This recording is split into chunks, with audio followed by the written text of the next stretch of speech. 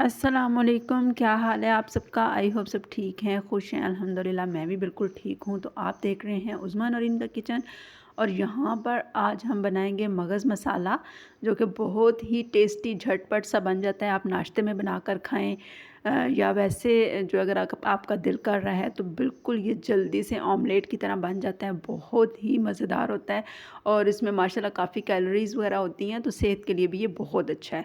तो आसान सा मगज़ मसाला बनाने की रेसिपी स्टार्ट करते हैं। चलें जी, यहाँ पर मेरे पास एक बकरे का मगज़ है।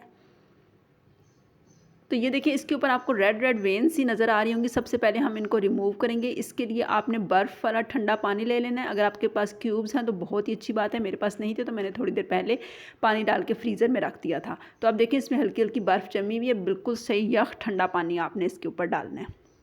और ये जो जितनी साइडों पर इसमें बर्फ़ है ना, ये भी आपने थोड़ी सी इसके अंदर डाल देनी है। और अगर क्यूब्स हैं तो फिर तो बहुत अच्छी बात है, फिर आप थोड़ा सा पानी नॉर्मल डाल दें, बीच में बर्फ़ के क्यूब्स डाल दें। तो इसको जो है ना वो 2 से 4 मिनट के लिए आप छोड़ दें इसी तरह बिल्कुल। यहाँ पर 2 से 4 मिनट हो गए थे तो मैंने अब इसको बाहर निकाल लिया प्लेट में, क्योंकि पानी के अंदर जो है वो वेन्स सही से रिमूव नहीं होती। तो अब आपने पानी सारा जो है वो निकाल देना है और जो मगज़ है ना उसको अलग से एक प्लेट में रख लेना है। तो ये वेन्स रिमूव करना बहुत ज़रूरी होती हैं। ये इसकी वजह से जो है वो टेस्ट फिर अच्छा नहीं आता। और एक तरीका तो ये है और दूसरा तरीका ये है कि आप उबलते हुए पानी में मगज़ को छोड़ दें थोड़ी देर के लिए और फिर उसको बाहर निकालेंगे तो ये वेन्स सख्त हो जाएंगी और निकल जाएंगी। ठंडे पानी में भी डालने का यही मकसद है कि ये वेन्स जो है वो सख्त हो जाती हैं और फिर फ़ौरन जो है वो बीच में से रिमूव हो जाती हैं। तो अब आप हल्के हल्के हाथ से जो है ना वो इसको यूँ खींचते जाएंगे तो सारी जो है ना वो बड़ी जल्दी से ये एक जाल की सूरत में होती हैं और फ़ौरन जो है वो अगर 1 से 2 खींची दें तो सारी बड़ी जल्दी जो है वो निकल जाती हैं। इस तरह ये बड़ा अच्छा मगज़ जो है ना जब साफ़ सुथरा सा ऊपर से होके और सही वाइट सा नज़र आता है। तो ये देखिए, यूँ आप खींचेंगे ना तो ये फ़ौरन निकल जाएंगी। यहाँ पर सारा हमारा मगज़ साफ़ हो चुका है। हर तरफ से आप देखें, चारों साइड से मैंने इसको साफ़ कर लिया। ज़्यादातर ऊपर ही की तरफ होती हैं। तो चलिए जी, अब इसको पकाना शुरू करते हैं। अच्छा, पकाने से पहले ना आप इसके ना मोटे मोटे चंक्स से काट लें। बहुत ज़्यादा आपने बारीक नहीं काटने, बस दरमियान में से पहले हाफ़ कर लें और उसके बाद जो है ना वो बस 3-3 पीस इसके कर लें। तो इस तरह जो है वो ये बड़ा अच्छा मसाले में जो है ना वो मोटा मोटा सा नज़र आता है। बहुत ज़्यादा बारीक कीमे की शक्ल में करने की ज़रूरत नहीं है। हाँ, लेकिन ये है कि अपनी मर्ज़ी भी है। अगर आपको बारीक मसाले वाला पसंद है तो आप फिर इसको ना भी ऐसे अगर काटेंगे ना छुरी से तो थोड़ी देर दम में आप रखेंगे तो उसके बाद ये फ़ौरन मसाले के अंदर मिक्स हो जाएंगे। आप डोई से भी हल्का हल्का इसको ऊपर से मैश कर सकते हैं। यहाँ पे मैंने 3 से 4 खाने के चम्मच जो है वो ऑयल ले लिया है और इसके अंदर छोटा सा एक प्याज, जो तकरीबन आप 2 अंडों की आमलेट में डालते हो ना, इतना आपने थोड़ा सा प्याज ले लेना है और उसको बारीक सा आमलेट की तरह ही काटना है और ट्रांसपेरेंट होने तक आपने हल्का सा इसको ऑयल में फ्राई करना है। बिल्कुल भी आपने ब्राउन नहीं करना। उसके बाद लहसुन अदरक का जो पेस्ट है ना वो आप इसके अंदर डाल दें। ये मैंने 1 खाने का चम्मच डाला है लहसुन अदरक का पेस्ट। अच्छा सा ऑयल के साथ इसको मैं भून लूँगी ताकि इसकी स्मेल जो है ना वो ख़त्म हो जाए, क्योंकि मगज़ डालने के बाद तो हमने सिर्फ थोड़ा सा इसको भूनना है। तो थोड़ा सा जो है ना वो लहसुन अदरक को आप कोशिश करें कि प्याज के साथ ही डाल दें। उसके बाद एक छोटा सा दरमियाने साइज़ का टमाटर मैंने काट के डाल दिया इसके अंदर।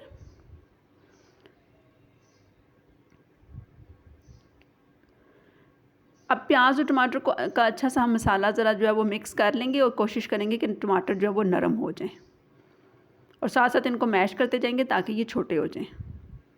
उसके बाद कुछ खुश्क मसाले डालेंगे जिसमें सिर्फ 2 से 3 हैं। एक आपने डालना है नमक टेस्ट के मुताबिक, हाफ़ टी स्पून जो है वो आपने इसके अंदर डालना है कुटा हुआ धनिया और हाफ़ टी स्पून ही आपने डालना है कुटी हुई सुरख मिर्च जो होती है।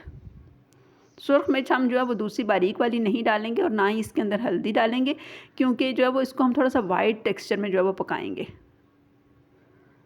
हल्दी और सुरख मिर्च डालने से बहुत कलर इसका रेड मसाले जैसा हो जाएगा। इसके अलावा आपने एक मोटी इलायची डाल देनी है। इससे भी इसका टेस्ट जो है वो बहुत अच्छा और खुशबू सी इसके अंदर जो है वो आनी शुरू हो जाएगी।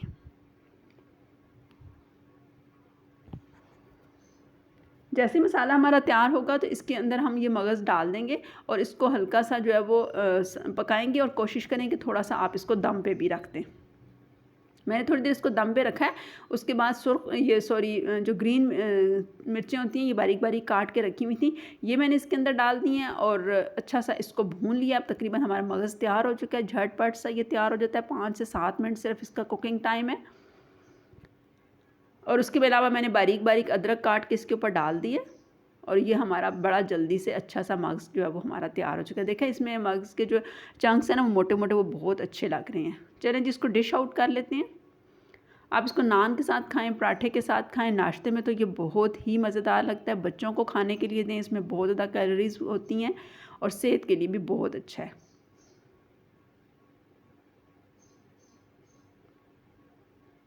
तो यहाँ पे हम इसको डिश आउट कर लेते हैं। देखिए कितना जल्दी ये झटपट सा तैयार हो गया।